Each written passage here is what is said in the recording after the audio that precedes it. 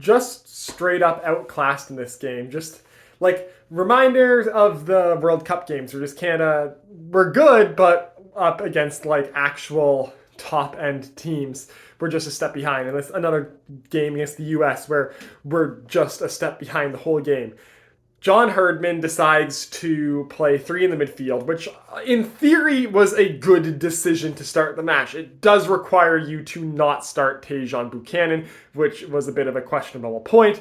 And then also to play three in the midfield, we need to start Jonathan Osorio. And nothing against Jonathan Osorio, but is a Jonathan Osorio who just got back from injury a week ago really our third best midfielder? And if that's the case, why are we playing three in the midfield if the best we can do for our third midfielder is an out-of-form Jonathan Osorio?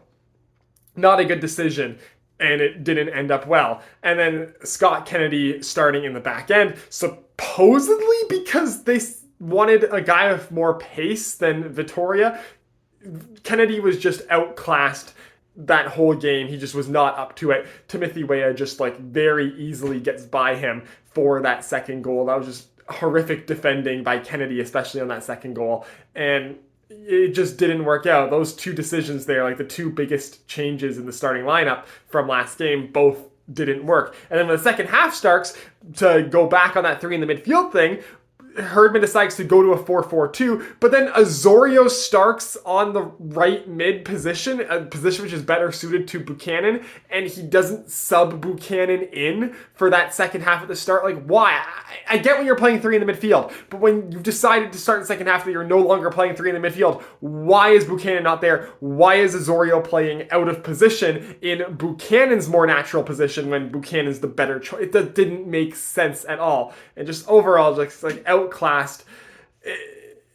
They're just not good enough at this level. Like Canada, just our top end guys are there. Like Alphonso Davies, he had a bit of like sometimes trying to do too much, but he was good all game. And like the lack of quality around him just again shows cases. And like Jonathan David needs more support. Jonathan David needs more service. He needs better service to get going.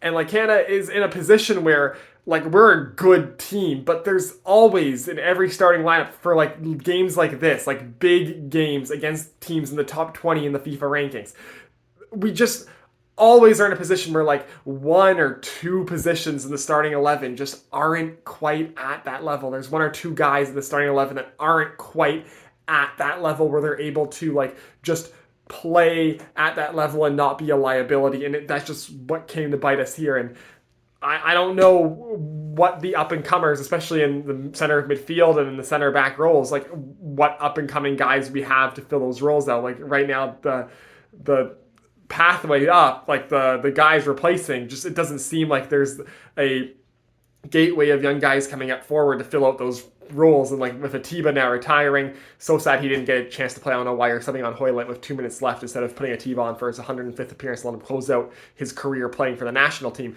But like with Atiba now out, with Osorio getting older, and Hoylett getting older, just like the midfield, yeah, Kone's great, Estacchio's been great. Those two guys have come up and established themselves. But you need a third guy to establish himself, like ASAP. Defense, with Vitoria getting older, you need another guy next to Johnston and Miller to come and establish himself ASAP. And just they just haven't been found yet. And like hopefully now with the Gold Cup, with a rotated squad, with younger players getting a chance, we get to see some of these younger guys go and make an impression on John Herdman and maybe showcase that they can fill out those roles. But with what we have right now, just like some things need to be tightened up.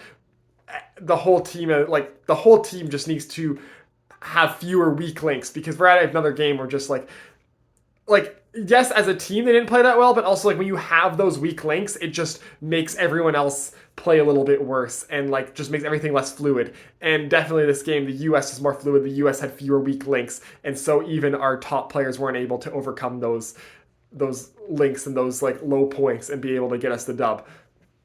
We got the result that I think that game deserved, and US wins the Nations League. Canada loses a final. It's their first final in 23 years. At least we made it to one. But yeah, you're not going to win a final with at least not an A-team final playing like that in that match. So it's a building block. It's a building block to the next game, but hopefully like we learned what we needed to learn from it. It's a building block.